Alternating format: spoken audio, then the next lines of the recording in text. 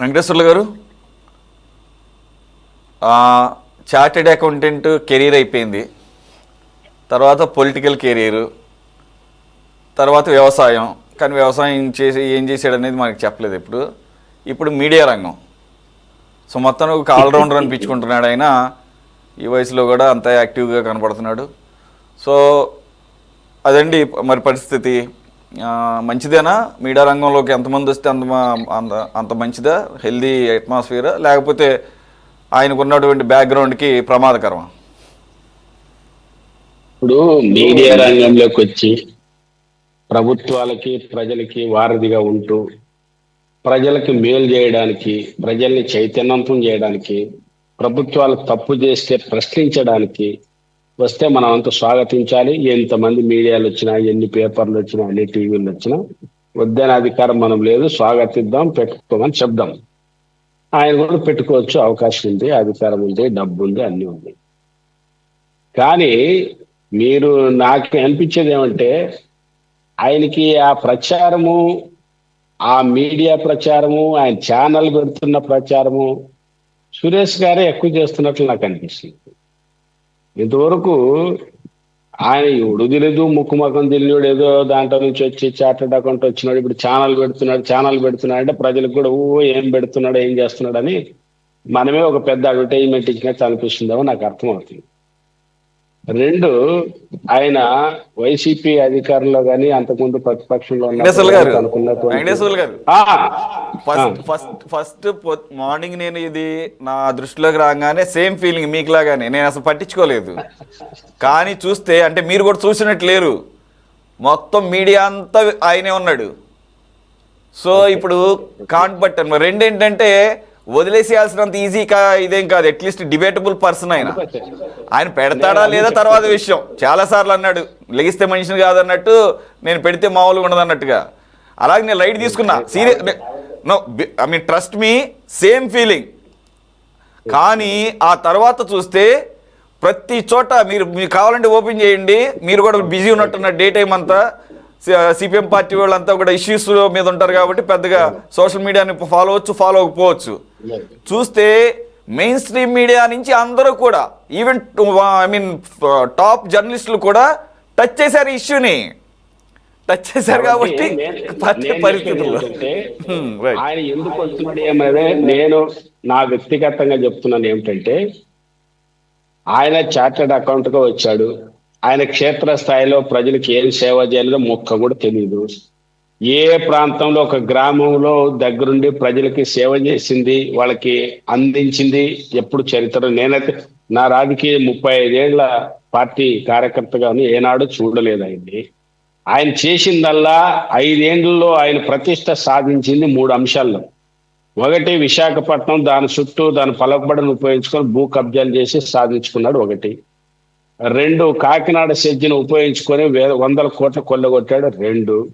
3, ప్రభుత్వాన్ని ఉపయోగించుకొని మద్యం కుంభకోణంలో కోట్లు గుమ్మరించి అది ముందే అక్కడ ఉంటే గబ్బు పడతామని బీజేపీ కాళ్ళ మొక్కి, బీజేపీకి లాలుచిపడి అందరికంటే ముందు ప్రధానమంత్రిని అమిత్ షాని కాళ్ళ మొక్కి జాగ్రత్తగా కేసుల్లో అవుట్లో తప్పించండి, నేను అవసరంగా వైసీపీకి కూడా పోతాను, లేకపోతే మీ బీజేపీలోకి కూడా వస్తానని అనేక రకాల పుకార్లు వచ్చినాయి. కాబట్టి ఆ కేసులు, ఆ డబ్బుని, ఆ సంపదని ఇప్పుడు దాచుకోవడానికి రాజకీయ పార్టీల్లో ఎవరు పోయినా ఉమ్మేస్తారు. కాబట్టి ఇది ఒక అవకాశంగా ఉపయోగించుకోవడానికి ఇది ఆలోచిస్తున్నాడేమని నా వ్యక్తిగత అభిప్రాయం. జరిగేది కూడా అదే, పెట్టేది కూడా దానికోసమే. ఇప్పుడున్నటువంటి పరిస్థితుల్లో ఆయన పోటుగాడు వచ్చి పోటు పొడిచి ఈ రాష్ట్ర 3 తెలుగు, హిందీ, ఇంగ్లీష్ రాష్ట్ర రాజకీయాల్లో మార్పు తెస్తాడని నాకైతే కలలో కూడా లేదు, జరగదు. ఆ శీలు లేదు, ఆ శక్తి లేదు. భాష మాట్లాడకూడదు కానీ నయా పైసా పనికి రానుడు రాజకీయాలకు కానీ ప్రజాసేవకి. ఒకవేళ మీడియా పెడతామంటే ఈ సమయంలో మీడియా పెట్టి ఎవరికి వ్యతిరేకంగా చెప్తాడు? బీజేపీకి వ్యతిరేకంగా చెప్తాడా? బీజేపీకి వ్యతిరేకంగా చెప్తే బతకడతాడా? 2, జగన్ కోసం తెచ్చారనుకో, జగన్కి ఇప్పటికే ఉన్నాయి, ఆయనకి వ్యతిరేకంగా చేస్తారా? లేదా ఆయన ఏదైనా చేస్తే గీస్తే ఏమన్నా రేపు అవకాశాలు, ఆయన పాదయాత్ర ఇవన్నీ అవకాశాలు అవి ఇవి చేస్తే ఏదన్నా ఈ ఎన్డీఏ మీద వ్యతిరేకత వస్తుంది. రేపు కొన్ని రాష్ట్రాల అసెంబ్లీ ఎన్నికల్లో బీజేపీ వెనుక పట్టబడితే మరి జగనే దిక్కని జగన్ కి ఈ మీడియా పెట్టి చూశారా, మరి 2029లో మీరు అధికారంలో రావడానికి నా పాత్ర కూడా ఉంది అని చెప్పుకోవడానికి ఆడుతున్న డ్రామా కూడా కావచ్చు. ఎందుకంటే జగన్ గారు దగ్గర రాకుండా పూరా వస్తే నీ సంగతి తెలుసాం తంతాడనే భయం కూడా ఉంది కాబట్టి దీనికోసం చేసినా చేయొచ్చు. కానీ నేను అంతిమంగా చెప్పేది అంటే ఈయనకి ఒక రాజకీయ దండుడు కాదు, ప్రజా సేవకుడు కాదు. ఒక చార్టర్ అకౌంట్ లేని డబ్బుల్ని ఎట్లా సృష్టించాలి, ఉన్నదాన్ని ఖర్చు లేకుండా ఖర్చు ఎట్లా చూపించాలి, బ్యాలెన్స్ షీట్ తయారు చేయడానికి ఒక మంచి అకౌంటెంట్ తప్ప రాజకీయ నాయకుడు కాదు, ప్రజా సేవకుడు కాదు, ఒక మీడియాలో పట్టున్నవాడు కాదు, ఒక సబ్జెక్ట్ మీద అనర్గళంగా ఒక అరగంట మాట్లాడడానికి కూడా చేత కాదు. ఇప్పుడు ఆయన మీడియా పెడతానంటున్నాడు. మీడియా పెట్టి ఏం సాధిస్తాడు? ఇవన్నీ నా వ్యక్తిగత అభిప్రాయం అంటే ఆయన ఆస్తులు కాపాడుకోవడానికి, కేసుల నుంచి బయటపడడానికి, పాలక వర్గాలకి దాసోహం చేయడానికి, ఆ ఉన్న డబ్బు ఎట్లా దాచుకోవాలో తెలియదు కాబట్టి ఈ రూపంలో పెట్టి ఆ డబ్బుని బ్లాక్ ని వైట్ చేసుకోవడానికి ఏదన్నా ఉపయోగించుకోవడానికి చేసిండొచ్చు. అందుకోసం పెడతాడు. నేను ఎందుకు చర్చ లేదంటానంటే అన్ని ఛానల్లో చర్చ ఎందుకు చేస్తుందంటే కూడా అపార్థం చేసుకోవద్దని. కానీ ఎంతబడి చెప్పించండి నేను పెడతామని చెప్పినా ఏదైనా చేసినా చేసిండొచ్చు. అడ్వర్టైజ్మెంట్ కూడా ఇవ్వచ్చు.